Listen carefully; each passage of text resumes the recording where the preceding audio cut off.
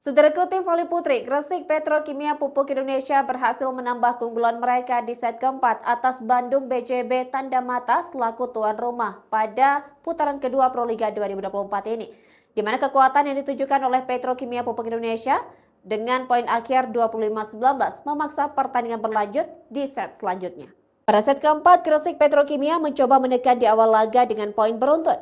Namun Bandung BJB Tanda Mata yang tak ingin tertinggal jauh berupaya keras untuk menyeret persaingan menjadi berimbang.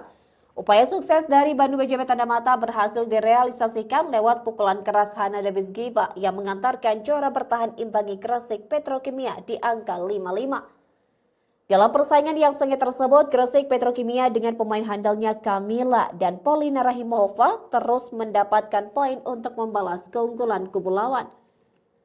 Selanjutnya, satu take-back dari Gresik Petrokimia membalikkan keunggulan. Poin beruntun yang diperoleh oleh tim Medial Yoko mengantarkan mereka unggul nyaman dengan kedudukan 17-12 atas Bandung BJB Tanda Mata di pertengahan set keempat. Sementara itu BJB Tanda Mata yang tertinggal jauh berupaya keras untuk mengejar. Juara bertahan kehilangan fokus dan tertinggal cukup jauh dari Gresik Petrokimia yang mendominasi jalannya pertandingan di set keempat ini. Serang-serangan tajam dari Polina Rahimova yang solid di Bandung terus menjadi mesin poin bagi Gresik Petrokimia untuk menekan juara bertahan. Memasuki penghujung set keempat, BJB Tanda Mata mengejar dengan poin 15-21. Lewat selisih 6 poin, Hana Davis Giba di kakak harus mengupayakan poin beruntun.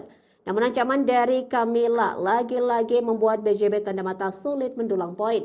Poin demi poin terus didapatkan untuk memperkecil ketertinggalan dengan kedudukan 19-23 atas Gresik Petrokimia.